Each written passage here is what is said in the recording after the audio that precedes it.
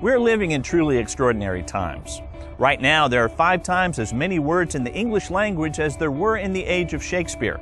YouTube uploads more video in a week than the 3 original broadcast networks have combined for in their 60-plus year history. Indeed, the exponentially advancing nature of technology and the mass availability of information has made 21st century society more connected than ever before. But is there an opposite effect in play? Have the devices of this technological revolution created more silos than open fields? Have the privacy fences of suburban sprawl cut off families from their neighbors? Some social scientists have argued that this paradox of the information age is that the technology has isolated us from physical interaction with each other now more than ever before. Well, the City of Farmers Branch believes that it doesn't have to be that way. While there may be no returning to the familiar neighborhood environments of the 1950s and 60s, in Farmers Branch, leaders are trying to create new paradigms by engaging residents, commuters, students, and business people in an active mindset simply called connections. Residents may be connected to their neighborhoods, but they're also connected to schools, grocery stores, and more. Business people are connected to their employees, who are connected to modes of transportation and to restaurants. And commuters may or may not live here, but they connect to DART light rail or tollway options to get to work. It all combines for a network that we can see if we only connect the dots.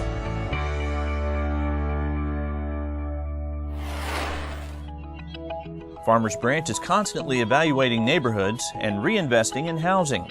For more than 15 years, Branch Crossing has stood as a shining example of neighborhood revitalization made possible by public-private partnerships, infrastructure improvements, and new housing blending with existing stock. Now, across Tomfield Road in the Farmers Dell neighborhood, that same theory is bearing fruit with new homes springing up among established residences.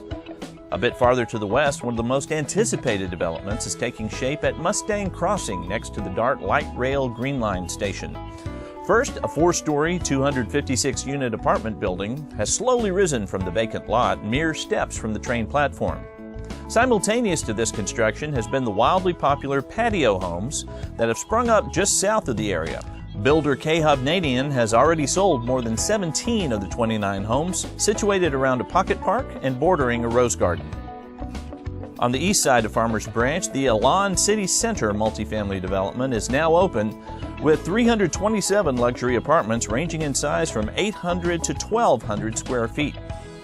Provident Luna is under construction on the west side of the city, with 20 3-story buildings planned for the 17-acre site that will total 513 units. Just down the street, Water's Edge is taking shape in the southwest corner of the city, fronting Colinas Crossing Lake, where 600 units will comprise 22 buildings across 40 picturesque acres. To follow the business connections of the past year involves a trip across the city from the western reaches of LBJ at Luna to the eastern office towers at Spring Valley and the Dallas North Tollway. The venerable Dallas firm Olmsted Kirk Paper found a new home in Farmers Branch this year when the 107-year-old company relocated to the corner of Valley View and Luna into the existing 192,000 square foot office and warehouse facility. In doing so, OK Paper invested $1 million to consolidate their corporate headquarters, sales, production, and distribution, all under one roof in Farmers Branch. One Colinas Crossing, the current home of JDA Software, was purchased earlier this year by the International Bankers Bank, who will be moving their corporate headquarters from Las Colinas into the 6-story, 182,000 square foot building on Luna Road. Staying on the west side of Farmers Branch, the Park West complex on the north side of LBJ is seeing major activity from 2 new tenants. After moving to Farmers Branch from Florida in 2011, CCS Medical is growing by leaps and bounds, having almost tripled their initial 35,000 square feet of office space into a current total of 100,000 square feet. In addition, their workforce has jumped from 150 to 500, due in large part to their contract as one of only 18 Medicare mail-order suppliers providing diabetic testing supplies nationwide. Also at Park West, Texas Industries has announced that they will move their longtime Dallas headquarters to Farmers Branch, accounting for 44,000 square feet and a 13-year lease. On the I-35E corridor, a spectacular update to an aging space has been illustrated by the relocation of electrical products wholesaler Elliott Electric Supply who spent $1.5 million to renovate a 172,000 square foot warehouse for their regional distribution center. Traveling to the residential heart of the city, we find commercial new businesses acting as a catalyst for a facelift.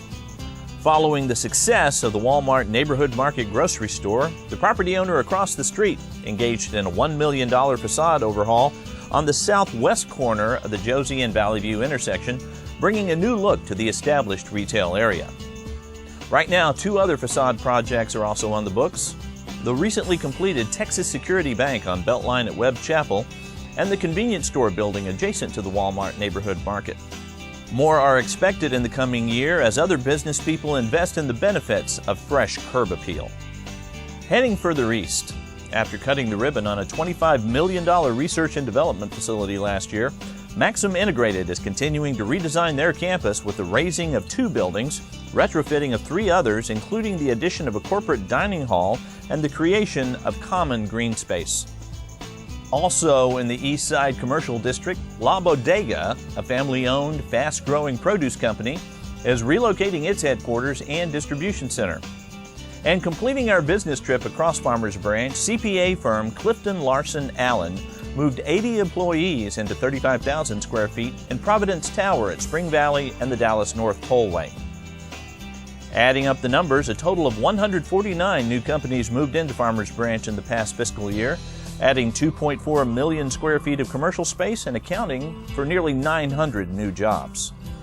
This, in part, led the Dallas Business Journal to name the Farmers Branch Economic Development Department one of the top 10 economic development generators in the Dallas area for the 2nd year in a row, with 2012 business deals valued at $198.5 million. After being purchased in 2012, Dallas Medical Center has added an all-new cardiac cath lab and mammography unit, in addition to a new wound care unit at the 155-bed acute care hospital on LBJ at Webb Chapel.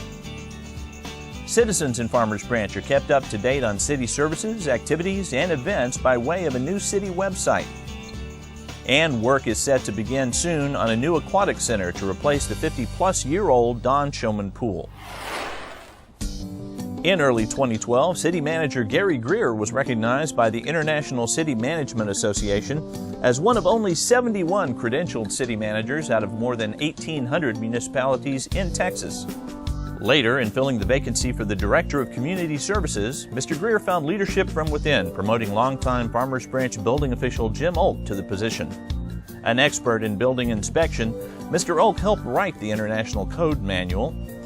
And as one of only 20 certified disaster inspectors in Texas, Jim responded to the town of West to help evaluate damaged building conditions after the catastrophic explosion last spring. In another promotion from within, Randy Walhood was named Director of Public Works earlier this year and oversaw a comprehensive evaluation of every inch of Farmers Branch surface streets in order to better plan and prioritize projects.